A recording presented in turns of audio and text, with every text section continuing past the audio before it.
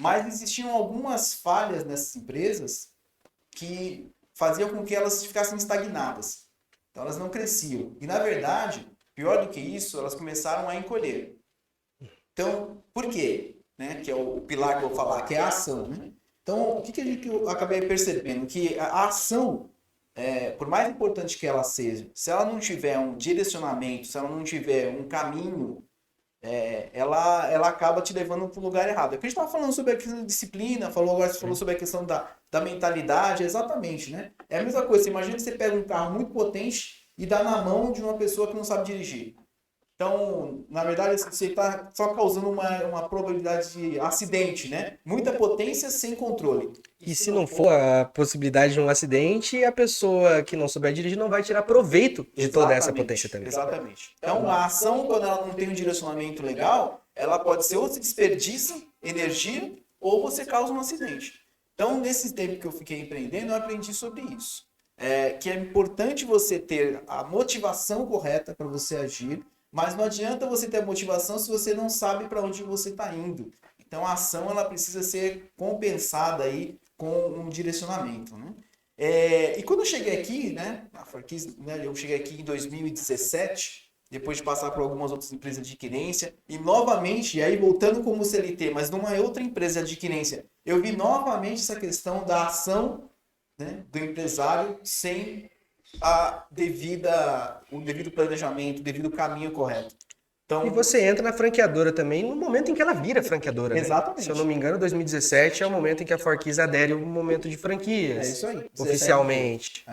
Então, em 2017 foi quando começou. Mas quando eu estava falando dessa empresa aqui, mais uma vez, uma empresa muito grande, uma empresa que tinha um potencial gigantesco. Na verdade, essa empresa, se tivesse vingado, ela ia criar um novo modelo dentro do negócio de adquirência. Tinha assim, um potencial gigantesco, mas por má administração, ação sem direcionamento, ela quebrou. E ela quebrou feio, assim, quebrou literalmente.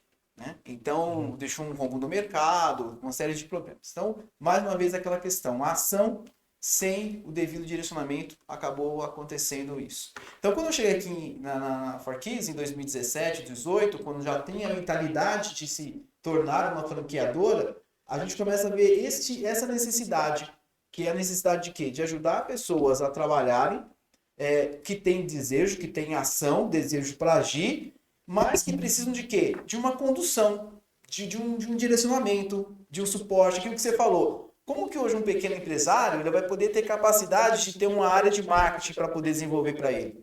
Aí você falou uma coisa, né? O cara ele vai ter que se juntar com um sócio, mas aí o sócio é um sócio, né? É um cara que vai ter uma participação dentro da renda, da lucratividade dele, e que não necessariamente esse cara vai trabalhar o tanto quanto ele, que é um grande problema da sociedade, né? Então, você tem, às vezes, um descompensamento em relação a tempo, dedicação de um sócio em relação ao outro, que é onde gera os conflitos.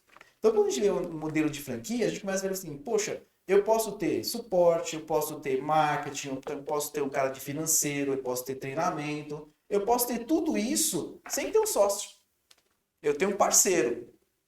E aí eu consigo ter tudo isso junto. Então, esse modelo de franquia, a partir do momento que eu comecei a conhecer isso, a ter contato com isso, a partir do momento da Farquis. Na verdade, antes eu via assim, franquia, você imagina só, McDonald's, né? Não imaginava um poder... franquia padrão. Padrãozão, né? Loja, 5-sec, padrãozão mesmo. Aquela obrigatoriedade de ter um local Exato. físico ali para atuação. Achei muito interessante essa parte que você falou também, Alberto, que eu desconhecia da sua história, que era também de identificar processos que estão dando certo para os empreendedores, até mesmo para a sua empresa, dos que também não dão certo, porque isso faz ligação direta com o que você trabalha hoje, que é acompanhar os franqueados, que é ter esse relacionamento próximo.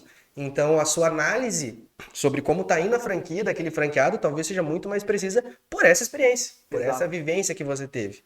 Sim, eu consigo hoje, quando eu falo com franqueadas, o pessoal até comenta isso comigo, um franqueado, poxa, cara, você consegue entender o que a gente fala, você consegue traduzir, a gente está falando, mas porque eu vivi isso. Então, quando eu falo com um franqueado, eu sei o que ele está passando, eu entendo o lado dele. Eu passei o lado dele como CLT, porque eu sempre fui cara de campo, estava na rua, visitando, fazendo isso, então eu sei o que é um PAP, eu sei que você quer levantar cedo e o solzão na cuca lá batendo, ou chuva, eu sei que é isso. Sei também o outro lado, que é o lado de você empreender, que é aquela incerteza que às vezes o empreender te gera. Você tem algumas preocupações pessoais, tudo, você fala, cara, e se eu não trabalhar?